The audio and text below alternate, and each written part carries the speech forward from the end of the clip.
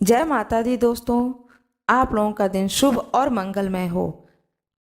जैसा कि हम सभी लोग जानते हैं, रक्षाबंधन का त्यौहार हर साल सावन के पूर्णमासी के तिथि को मनाया जाता है।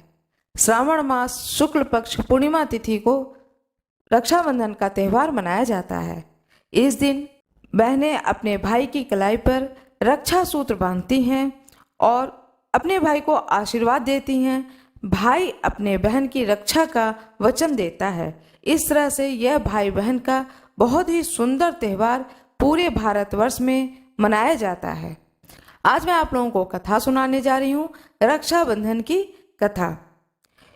100 यज्ञ पूर्ण कर लेने पर दानवेंद्र राजा बलि के मन में स्वर्ग की प्राप्ति की इच्छा बलवती हो गई, तो सिंहासन उनका डोलने लगा। इंद्र आदि देवताओं ने भगवान विष्णु से रक्षा की प्रार्थना की। भगवान ने वामन अवतार लेकर ब्राह्मण का वेश धारण कर लिया और राजा बलि से भिक्षा मांगने पहुंच गए। उन्होंने बलि से 3 पग भूमि भिक्षा में मांग ली। बलि के गुरु शुक्रदेव ने ब्राह्मण रूप धारण किए हुए विष्णु को पहचान लिया और बलि को इस बारे में सावधान कर दिया, किंतु दानवेंद्र राजा बलि अपने वचन से ना फिरे और 3 पग भूमि दान कर दी। वामन रूप में भगवान ने एक पग में स्वर्ग और दूसरे पग में पृथ्वी को नाप लिया। तीसरा पैर कहाँ रखें? बलि के सामने संकट उत्पन्न हो गया। यदि वह अपना वचन नहीं निभाता है तो अधर्म होता है। आखिरकार उसने अपना सिर भगवान के आगे कर दिया और कहा कि तीसरा पग आप मेरे सिर पर रख दीजिए। वामन भगवान ने वैसा ही किया। पैर रखते ही वह रसातल लोक में पहुंच गया। जब बलि रसातल में चला गया, तब बलि ने अपनी भक्ति के बल से भगवान को रात दिन अपने सामने रहने का वचन ले लिया। भगवान विष्णु को उनका द्वारपाल बनना पड़ा। भगवान के रसातल निवास से परेशान लक्ष्मी जी ने सोचा कि यदि स्वामी रसातल में द्वारपाल बनकर निवास करेंगे तो बैकुंठ लोक का क्या होगा। इस समस्या के समाधान के लिए लक्ष्मी जी को नारद जी ने एक उपाय सुझाया। लक्ष्मी जी ने राजा बलि के पास जाकर उन्हें रक्षाबंधन बांधकर अपना भाई बनाया और उपहार स्वरूप अपने पति भगवान विष्णु को अपने साथ ले आई। उस दिन श्रावण मास की पूर्णिमा तिथि थी। यथा रक्षाबंधन मनाया जाने लगा। भविष्य पुराण के अनुसार रक्षा विधान के समय निम्नलिखित मंत्र उच्चारण किया गया था, जिसका आज भी विधिवत पालन किया जाता है। एन बद्धो बलि राजा दानवेंद्रो महाबलः दानवेंद्रो माँ चल। इस मंत्र का भावार्थ यह है कि दानवों के महाबली राजा बलि जिससे बांधे गए थे उसी से तुम्हें बांधता हूँ। हे रक्षे रक्षा सूत्र, तुम चलायमान न हो। यह रक्षा विधान श्रावण मास की पूर्णिमा को प्रातः काल संपन्न किया गया। यथा रक्षाबंधन अस्तित्व में आया, श्रावण मास की पूर्णिमा को और मनाया जाने लगा। जय हो जय सिया राम। मंत्र मैं फिर से बोल रही हूँ, इसे आप दोबारा ध्यानपूर्वक सुन लें। येन बद्धो बलि राजा दानवेंद्रो महाबलः दानवेंद्रो माँ चल। यह जो मैंने आपको कथा सुनाई है, यह देवी देवताओं की कथा है, जो कि बहुत ही प्रचलित कथा है।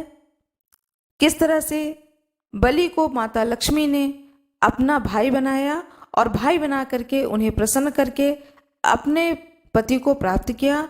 यह बहुत ही सुंदर कथा है जो कि लोक में प्रचलित है। आप सभी लोगों को रक्षाबंधन की हार्दिक शुभकामनाएं। बहुत बहुत बधाई हो सभी लोगों को। रक्षाबंधन का त्यौहार भाई बहन का त्यौहार माना जाता है। यह पावन त्यौहार पूरे भारतवर्ष में बड़े ही धूमधाम से मनाया जाता है। रक्षाबंधन का त्यौहार साल में एक बार आता है, जो कि सावन पूर्णिमा तिथि पर मनाई जाती है। आइए सुनते हैं रक्षाबंधन के इस पावन त्यौहार पर भगवान श्री कृष्ण और उनकी बहन द्रौपदी की कथा। यह कथा है द्वापर युग का, जब भगवान श्री कृष्ण ने हृदय से, मन से द्रौपदी को अपना सखा, अपनी बहन इस रूप में स्वीकार किया। द्रौपदी ने भी भगवान श्री कृष्ण को अपने मित्र, इष्ट और भाई के रूप में स्वीकार किया। एक समय की बात है, रक्षाबंधन का त्यौहार आता है। सावन का पूर्णिमा होता है। द्रौपदी अपने महल में सोच रही होती है कि काश इस समय भगवान श्री कृष्ण से मेरी मुलाकात हो जाती तो मैं उन्हें रक्षा सूत्र अवश्य ही बांधती, क्योंकि सावन का पूर्णिमा आने वाला है। इधर द्वारिका में भगवान श्री कृष्ण मन ही मन सोच रहे होते हैं कि द्रौपदी, अर्जुन, भीम, नकुल, सहदेव और माता कुंती ये सभी लोग द्वारिका आएं और द्वारिका नगरी को घूमें, देखें और मैं उनसे बहुत सारी बातें करूं। साथ में सावन पूर्णिमा के दिन द्रौपदी से मैं रक्षा सूत्र बंधवाऊं। ईश्वर जो चाहते हैं उस कार्य को उसी रूप में कर देते हैं। यह यूं कहिए कि ईश्वर जैसा चाहता है वैसा ही व्यक्ति की बुद्धि और मन को बना देता है। द्रौपदी युधिष्ठिर जी से कहती हैं कि मैं द्वारिका जाना चाहती हूँ और सावन पूर्णिमा के दिन रक्षा सूत्र द्वारिकाधीश को बांधना चाहती हूँ। युधिष्ठिर जी कहते हैं कि मैं तो राजपाठ में लगा हुआ हूँ, इसलिए मैं यहीं रहूंगा। तुम सभी लोग माता जी के साथ चली जाओ। तैयारी होती है, द्रौपदी पहुंचती हैं, साथ में होती हैं कुंती माता, भीम, अर्जुन, नकुल, सहदेव। थोड़ी सी सेना की टुकड़ी होती है और सभी लोग पहुंचते हैं द्वारिका। इधर भगवान श्री कृष्ण भी याद कर रहे होते हैं अपने प्रिय भक्तों को याद करते करते भगवान श्री कृष्ण थोड़े से दुखी भी हो जाते हैं। उनके दुखी चेहरे को देख करके उनकी पत्नी रुक्मणी पूछती हैं, प्रभु क्या बात है, आप क्यों उदास दिख रहे हैं?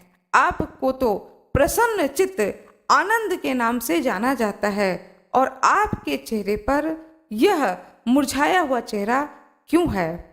भगवान श्री कृष्ण कहते हैं कि आज मैं अपने परम प्रिय जो बहन है उसको मैं याद कर रहा हूँ। तो रुक्मणी कहती है कि आपकी प्रिय बहन सुभद्रा है जो कि इस वक्त मायके में ही है, फिर आप किस बहन को याद कर रहे हैं? भगवान श्री कृष्ण कहते हैं वह तो मेरी बहन है ही है, एक बहन और है जो कि द्रौपदी है। वह मेरी बहन है, वह मेरी सखा है, वह मेरी शिष्या है, वह मेरी भक्त है और वो लोग आ रहे हैं इस वक्त द्वारिकाधीश। इस समाचार को सुन करके श्री कृष्ण भगवान की पत्नी रुक्मणी जी कहती हैं, आपकी प्रिय बहन तो आ रही हैं, मेरा भाई अभी तक नहीं आया है और न ही मैं मायके जा पा रही हूँ। भगवान श्री कृष्ण कहते हैं तुम चिंता मत करो, सावन पूर्णिमा के दिन तुम्हारा भाई स्वयं यहाँ आएगा रक्षा सूत्र बंधवाने के लिए। और पूरे महल को भगवान श्री कृष्ण ने सजाने का आदेश दिया। पूरे महल को सजाया गया, तरह तरह की मिठाइयाँ बनी और पहुँचती हैं वहाँ पर द्रौपदी। भगवान ने जब द्रौपदी को देखा तो द्रौपदी को स्वागत किया। द्रौपदी ने भी चरण स्पर्श करके भगवान श्री कृष्ण से आशीर्वाद लिया। फिर सावन पूर्णिमा के दिन भगवान श्री कृष्ण को रक्षा सूत्र द्रौपदी बांधती हैं। भगवान श्री कृष्ण ने भी द्रौपदी से कहा, हे मित्र, हे बहन, इस युग में, इस द्वापर युग में जब तक तुम इस पृथ्वी लोक पर रहोगी तब तक मैं तुम्हारी सदैव रक्षा करता रहूंगा। यह एक भाई का वचन है अपनी बहन के लिए। इस प्रकार से कहा जाता है कि रक्षाबंधन के त्यौहार पर बहनें अपने भाई के कलाई पर रक्षा सूत्र को बांधती हैं और भाई भी अपनी बहन को रक्षा का वचन देता है। इस प्रकार से हर परिस्थिति में सत्य बात है भगवान श्री कृष्ण ने द्रौपदी का रक्षा किया। जब जब भगवान श्री कृष्ण को द्रौपदी ने अपने जीवन काल में याद किया, भगवान श्री कृष्ण उस क्षण आकर के द्रौपदी के सारे दुख को हर लेते थे। भगवान श्री कृष्ण की जय हो, भगवान विष्णु की जय हो, सभी ऋषियों की जय हो। आशा करती हूँ कि आप लोगों को यह कथा बहुत ही अच्छी लगी होगी। कृपया वीडियो को लाइक करिएगा, चैनल को सब्सक्राइब करिएगा। राधे राधे, जय श्री कृष्णा। आज मैं आप लोगों को रक्षाबंधन के त्यौहार पर एक कथा सुनाने जा रही हूँ। मालवा नामक एक देश था। उस देश की राजकुमारी और राजकुमार बहुत ही छोटे छोटे होते हैं और वो लोग बड़े प्रेम पूर्वक रक्षाबंधन का त्यौहार मनाते हैं। रक्षाबंधन के दिन दोनों ही भाई बहन एक दूसरे को साथ निभाने का जीवन भर संकल्प लेते हैं। लेकिन बात पुराने समय की है।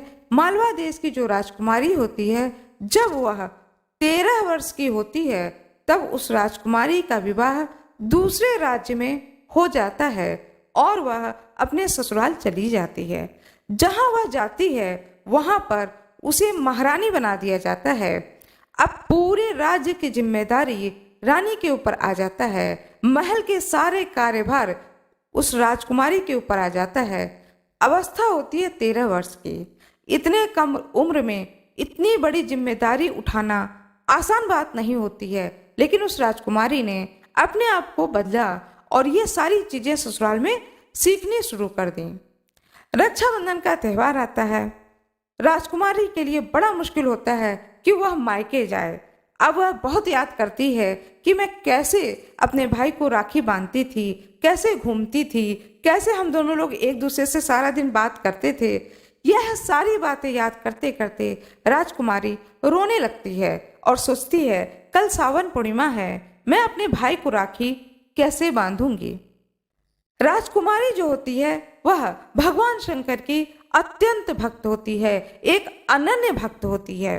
राजकुमारी रात में सोते सोते सोचती है कि कोई बात नहीं है, मेरा भाई तो बहुत दूर हो गया। अब मैं हर वर्ष पहुंच पाऊं ना पहुंच पाऊं तो मैं भोले बाबा को ही सुबह उठ करके बिना कुछ खाए पिए सबसे पहले राखी बांधूंगी। सुबह उठती है वह राजकुमारी, नहाती धोती है और शंकर भगवान के मंदिर में जाकर के भगवान शंकर को रक्षा सूत्र बांधती है। जब रक्षा सूत्र बांधने लगती है तब उसे फिर अपने भाई की याद आती है और वहां बैठे बैठे वह रोने लगती है। उसकी आंखों में आंसू आ जाता है। चूंकि वो महारानी होती है तो किसी से अपने मन की बात कह भी नहीं पा रही थी कि मैं मायके जाना चाहती हूँ। इधर भगवान शंकर ने देखा कि मेरे भक्त को अपने भाई की बहुत याद आ रही है, तो भगवान शंकर ने एक लीला रची। आइए सुनते हैं भगवान शंकर ने क्या लीला रची। सावन पूर्णिमा का दिन होता है। इधर मायके में उसका भाई भी बहुत दुखी हो जाता है कि मेरी बहन रहती तो मुझे रक्षा सूत्र बांधती और हम लोग मेला घूमने जाते थे, सारे पूरे राज्य में घूमते थे, तरह तरह की मिठाइयाँ खाते थे। अब ना तो मुझे कोई मिठाइयाँ अच्छी लग रही हैं, ना मुझे कहीं घूमना अच्छा लग रहा है, मुझे कुछ भी अच्छा नहीं लग रहा है। लेकिन उस राजकुमार की माँ कहती है, बेटा उठो, आज पूर्णिमा तिथि है, आज के दिन तुम तैयार नहीं होगे तो यह बात जब तुम्हारी बहन को पता चलेगा तो उसे अच्छा नहीं लगेगा, वह बहुत ही दुखी हो जाएगी। तब राजकुमार कहते हैं, अच्छा अब मैं अपनी बहन की खुशी के लिए तैयार हो जाता हूँ। राजकुमार उठते हैं, जल्दी जल्दी नहाते धोते हैं, तैयार होते हैं। जब वह कंघी करने के लिए शीशे के सामने खड़े होते हैं, अपने बालों को कंघी कर रहे होते हैं, तो देखते हैं कि उनके माथे पर टीका लगा हुआ है। उन्हें बड़ा ही आश्चर्य होता है और कहते हैं अपनी माँ से, माँ क्या मेरी बहन आई थी, मुझे टीका करके चली गई और मुझे पता ही नहीं चला।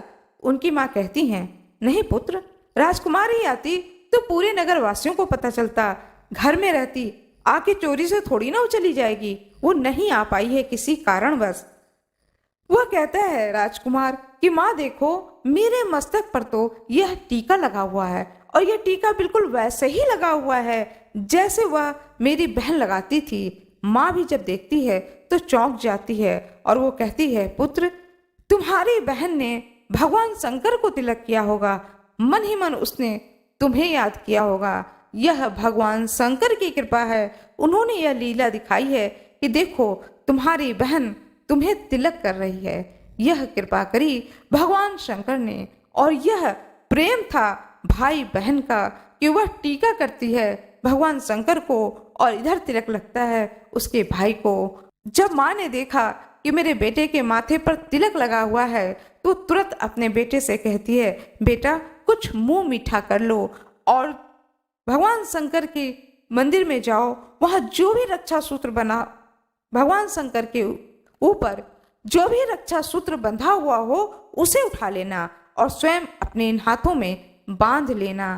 तुम अपनी बहन को मन ही मन रक्षा का वचन देना। इस प्रकार से एक बहन ने अपने भाई को टीका किया। यह कथा बहुत ही पुरानी है। इस प्रकार से एक बहन ने अपने भाई को रक्षाबंधन पर टीका किया और यह आशीर्वाद था भगवान शंकर का जो उन्होंने लीला स्वरूप दिखाया। भगवान शंकर की जय हो, भगवान श्री कृष्ण की जय हो, माँ पार्वती की जय हो। राधे राधे, जय श्री कृष्ण। आज मैं आप लोगों को रक्षाबंधन के त्यौहार पर रक्षाबंधन की कथा सुनाने जा रही हूँ। यह कथा कलयुग की कथा है। ऐसा नहीं है, हर युग में भाई बहन का प्रेम अत्यंत बहुत ही निश्चल प्रेम होता है और वास्तव में प्रेम होता है। आज भी जहाँ पर भाई बहन का प्रेम होता है तो भाई को कोई भी दुख होता है तो बहन को तुरंत पता चल जाता है। यह सच है, झूठ नहीं है। एक परिवार था जो कि कपूर परिवार था, पंजाबी परिवार था। तो उस परिवार में माँ बाप और उनके 2 बच्चे थे, एक बेटा और एक बेटी। अत्यंत अमीर होने के कारण उन बच्चों को घर से बाहर जाना अलाउ नहीं था कि आप बाहर निकलें, बच्चों के साथ बैट बॉल खेलें, पार्क में खेलें, गली मोहल्ले के बच्चों के साथ खेलें, अड़ोस पड़ोस के बच्चों के साथ खेलें। उन्हें खेलना है तो अपने ही भाई बहन साथ में खेलना है, सोना है तो साथ में ही सोना है, कहीं घूमने जाना है तो तुम ही दोनों लोग साथ में घूमने जाओ। इस तरह से दोनों भाई बहन एक दूसरे के प्रति बहुत ही इनमें प्रेम हो जाता है क्योंकि उनको साथी तीसरे का नहीं होता है। अब कुछ दिनों के बाद जब बच्चे बड़े हो जाते हैं तो बहन की शादी हो जाती है और भाई किसी काम से विदेश जाता है।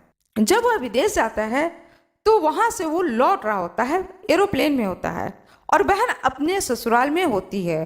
बहन सो रही होती है तो सपना देखती है कि मेरा भाई विदेश में है और उसे बहुत तेज का बुखार आया हुआ है, लेकिन वह डर के मारे या इतनी तेज बुखार है कि उसके अंदर हिम्मत ही नहीं पड़ रही है कि मैं किसी को भी फोन करके बताऊं कि मुझे बुखार है या मैं डॉक्टर को बुलाऊं। इस स्थिति को देख करके जब उसकी आंख खुलती है बहन की तो वो फोन करती है अपने भाई को और पूछती है कि क्या बात है भाई, क्या तुम्हारी तबीयत ठीक नहीं है? भाई कहता है, सच है कि मैं बुखार में हूँ इस वक्त, लेकिन तुम्हें कैसे पता चला कि मेरी तबीयत इतनी ज्यादा खराब है? बहन कहती है कि तुम मेरे भाई हो, मैं तुम्हें दिल से प्यार करती हूँ, दिखावा नहीं करती हूँ। तुम परेशान होकर के बुखार में पड़े हुए हो और यहाँ मुझे सपना आता है कि तुम बुखार में हो, तुम्हारी स्थिति इतनी खराब है कि तुम उठ करके फोन भी नहीं कर पा रहे हो। तो वो भाई कहता है, हाँ बहन, मेरी तबीयत बहुत खराब है और इस वक्त मैं बिल्कुल अकेले हूँ। तब वह बहन कहती है, तुम मुझे फ़ोन नंबर बताओ, मैं डॉक्टर को यहाँ से कॉल कर देती हूँ और तुम्हें देखने के लिए हॉस्पिटल से डॉक्टर आ जाएंगे। जब भारत से विदेश में फ़ोन जाता है डॉक्टर के पास में तो डॉक्टर भी चौंक जाते हैं और पूछते हैं, आपको कैसे पता चला कि यह व्यक्ति यहाँ पर बीमार है?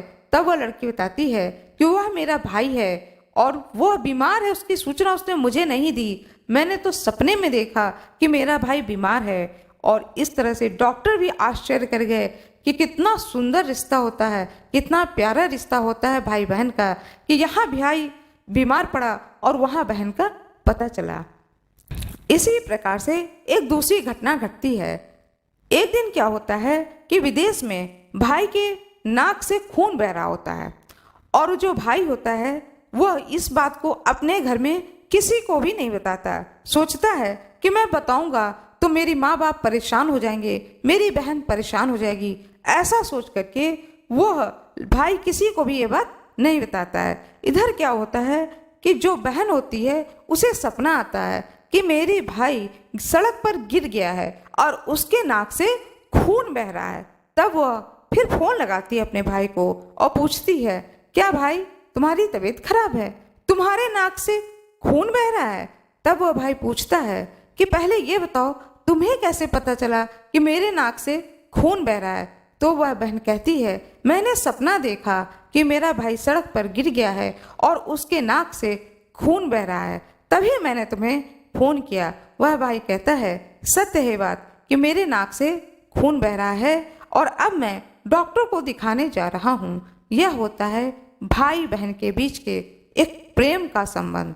ये सच है, आज भी प्रेम होता है, लेकिन यह प्रेम कम होता है। भाई बहन का प्रेम एक अलौकिक प्रेम होता है। आशा करती हूँ कि आप लोगों को यह कथा बहुत ही अच्छी लगी होगी। कृपया वीडियो को लाइक करिएगा, चैनल को सब्सक्राइब करिएगा, बेल आइकन दबाना ना भूलिएगा। आप लोगों का बहुत बहुत धन्यवाद।